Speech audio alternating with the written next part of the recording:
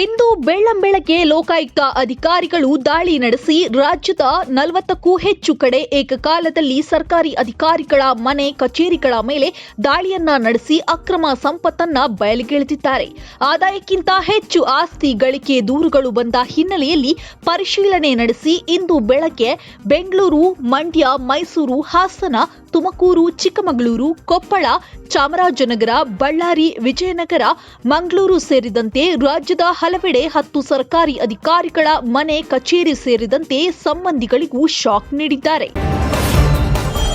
ಅಭಿವೃದ್ಧಿ ಮಾಡದೆ ಬಡವರಿಗೆ ಅನುಕೂಲ ಮಾಡಿಕೊಡದೆ ಮಠ ಮಂದಿರ ಕಟ್ಟಿದವರಿಗೆ ಮತ ಹಾಕೋದಾದ್ರೆ ಗ್ಯಾರಂಟಿ ಯೋಜನೆಗಳ ಅಗತ್ಯವಾದ್ರೂ ಏನು ಎಂಬ ಪ್ರಶ್ನೆ ಉದ್ಭವಿಸುತ್ತೆ. ನಾನು ಅದೇ ವಿಚಾರವನ್ನ ಪ್ರತಿಪಾದಿಸ್ತಾ ಇದ್ದೇನೆ ಎಂದು ಮಾಗಡಿ ಕ್ಷೇತ್ರದ ಶಾಸಕ ಡಾಕ್ಟರ್ ಎಚ್.ಸಿ. ಬಾಲಕೃಷ್ಣ ಅವರು ಸಮರ್ಥಿಸಿಕೊಂಡಿದ್ದಾರೆ. ನ್ಯಾಯಾಂಗ ವ್ಯವಸ್ಥೆ ದುರ್ಬಲವಾಗ್ತಾ ಇರುವ ಪರಿಣಾಮ ಭ್ರಷ್ಟಾಚಾರ ಅನಿಯಂತ್ರಿತವಾಗಿದೆ ಎಂದು ಟ್ರಾನ್ಸ್ಪರೆನ್ಸಿ ಇಂಟರ್ನ್ಯಾಷನಲ್ ತನ್ನ ಇತ್ತೀಚಿನ ವರದಿಯಲ್ಲಿ ತಿಳಿಸಿದ್ದು, 2023ರ ಭ್ರಷ್ಟಾಚಾರ ಗ್ರಹಿಕೆ ಸೂಚ್ಯಂಕದಲ್ಲಿ ಭಾರತವು 180 ದೇಶಗಳಲ್ಲಿ 93ನೇ ಸ್ಥಾನದಲ್ಲಿದೆ.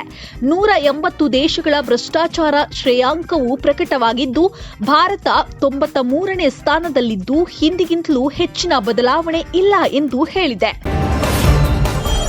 ಲಕ್ನೋದಿಂದ 6 ದಿನ ಪಾದಯಾತ್ರೆಯ ಮೂಲಕ ಅಯೋಧ್ಯೆಗೆ ಬಂದ 350 ಮುಸ್ಲಿಮರು ರಾಮ ಮಂದಿರದಲ್ಲಿ ಪ್ರಾರ್ಥನೆಯನ್ನ ಸಲ್ಲಿಸಿದ್ರು.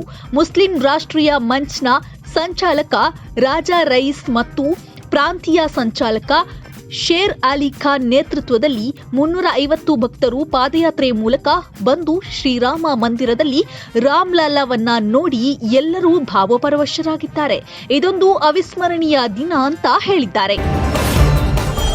ಅಪ್ರಾಪ್ತ ಬಾಲಕಿಯರ ಮೇಲೆ ಲೈಂಗಿಕ ದೌರ್ಜನ್ಯ ಎಸಗಿದ ಆರೋಪದ ಮೇಲೆ ಇಲ್ಲಿನ 28 ವರ್ಷದ ಶಾಲಾ ಶಿಕ್ಷಕನಿಗೆ ಮುಂಬೈನ ವಿಶೇಷ ನ್ಯಾಯಾಲಯ 5 ವರ್ಷಗಳ ಕಠಿಣ ಜೈಲು ಶಿಕ್ಷೆಯನ್ನ ವಿಧಿಸಿದೆ.